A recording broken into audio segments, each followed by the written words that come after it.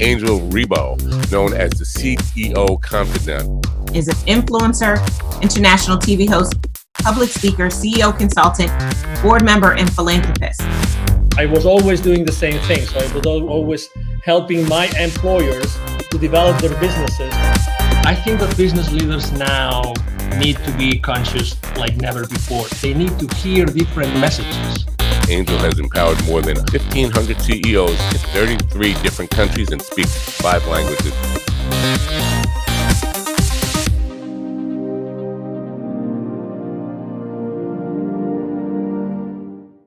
Hello, everybody. This is Angel Rebo, the CEO Confidant, with another show of the CEO Confidant TV. And we are here today again with Mr. Neville Joffe, the executive educator. Hi, Neville. How are you? Good. How are you, Angel? Good to see you. Good to see you. So just to put things in reference so that you know, Neville is an executive trainer, executive educator. He's trained more than 20,000 C-level executives and business operators in large corporations for the last 25 years. I'm talking about companies like Hallmark Cards, Campbell's Soup, Constellation Brands, and many others. So, you know, we're going to have the conversation around, our conversation around chapter number 9 of your latest book, which is called, you know, The Baker's Dozen Rules of Highly Successful Business Operators. And the title of the book is pretty straightforward. I love it. It's Poppen, which might not tell you much yet, but when I tell you what Poppen means, it will. If your process or proposed plan doesn't improve equity, the answer is no. That's a pretty provocative, thought-provoking title, Neville, don't you think? Yes. So it's just some background to this. During all my teachings for the last lot of years, I've often had CFOs or financial people sitting in my business literacy workshops, not about them learning this material, but rather how to communicate this with their own employees. And I used to hand out a certificate, I still do actually, hand out a certificate of Poppen to say if your process or proposed plan does not improve equity, the answer is no. I see the CFOs pasting this to their door. Right. So if somebody were to walk in and ask for more budget or ask for another resource, they point to the certificate on or this document on their door and say, if you cannot explain to me how what you're requesting improves equity or EBITDA, depends how you use the E, go back to the drawing board and come back to me with a business plan or a reasonable explanation. Because people are so used to asking for things without actually justifying the financial implications of what they're asking for, or understand that they shouldn't be looking at numbers in isolation, which is another chapter of the book. Don't examine numbers in isolation. Understand the touch points. Right. Or this financial decision that you've now made. Why would you say that people, I mean, it sounds so natural and so obvious, but it's not the case. Why do you think this is not the case? That typically people don't have this in their mind before making a business decision? One word for it, Angel: naivety. Naivety. People are naive. People are financially naive. And I know the listeners have heard this expression before, but people don't know what they don't know. They don't know what they don't know. They never or rarely apply their mind to all the touch points, all the resources that are affected as a result of a decision. So, for example, someone in marketing may say, we're going to put out a marketing initiative. It's going to cost us $100,000. And we're going to increase revenue. Okay. So it happens to work. We increase revenue. Maybe it's a wonderful marketing campaign, but how many of the people in the organization, we're putting the CFO aside here, how many people in the organization actually have thought about what other resources are affected when revenues increase? Have they thought about how much volume you're going to sell when you step up a cost? Have they thought about the amount of cash flow that is required? Have they thought about the impact to profitability, which is affected with equity?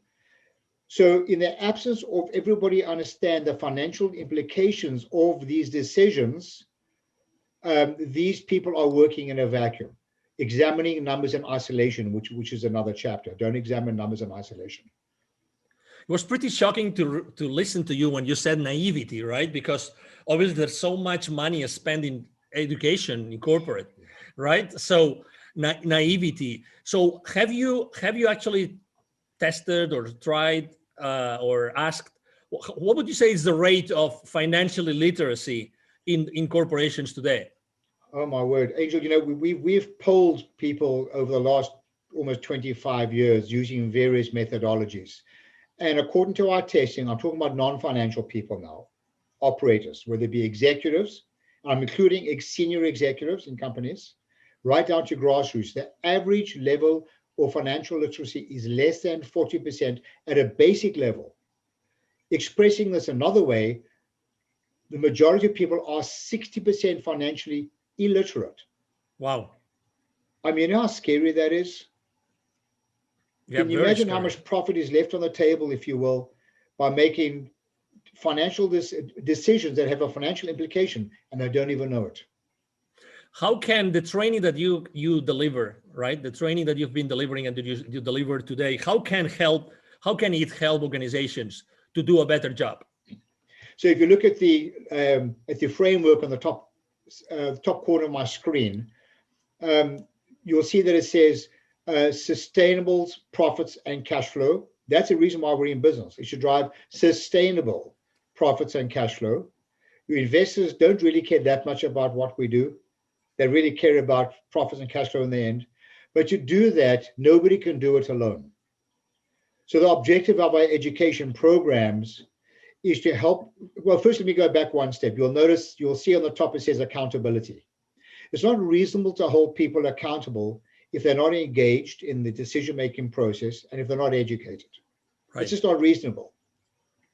So it is incumbent upon the leadership of an organization to ensure, however they do this, to ensure that people are engaged in the process of decision-making, and that they are educated to understand the financial implications of the decisions, always pointing to the ultimate reason why we're in business, which is profits and cash flow. In the absence of which they are operating in a vacuum, and it is so dangerous. So according to your experience, what do you think makes the way that you've been training, you've been educating, business operators in the last 25 years, what makes it different? I think it's fair to say that there are many non-financial people that would rather have root canal without anesthesia than have to sit down and go through and learn about finance, accounting, anything related to the word finance. Herein lies the issue. It's because of that companies are not losing money, but losing the opportunity to have made so much more money by people being aware. This is not about turning people into accountants. It's not about debits and credits. It's got nothing to do with any of that. It's got to do with understanding the story behind the numbers on a set of financial statements, because that is all your shareholders care about. That is the scorecard that will tell them success or failure of a business. Therefore, everyone needs to understand what the scorecard, the statements will look like as a result of their decision. And everything should point to it, in the absence of which they're making naive decisions, to the point I made earlier on. Wow. If people would like to know more about this, Neville, what's the best way to connect with you? Oh, I love a good debate. Just contact me, Neville, Neville, at bizwisdom, bizwisdom.com. I'd be delighted to share more information with you and to tell you how you can go about getting your people literate and making fiscally responsible decisions. Wonderful. Thank you. Thank you very much for being with us today and for sharing so much, Neville. You're most welcome, Angel. Pleasure as usual. Absolutely. And everybody listening and watching us today, thank you very much for being with us today. It's been a pleasure to have you here. I'm sure that you have enjoyed this conversation with Neville Joffe as much as we have, and we hope to see you soon in our next show. Thank you very much. Have a great day. Bye-bye. Thanks. Bye for now. Thank you so much for watching our show today. The entire team of the CEO Confidant appreciates your time and attention. If you think that you are a good fit for the CEO Confidant TV, please connect with us on LinkedIn. We hope that you enjoyed today's show as much as we did. See you soon. Angel Ribo, the CEO Confidant. Email address angel@angelribo.com. Don't forget to follow me on LinkedIn. Thank you.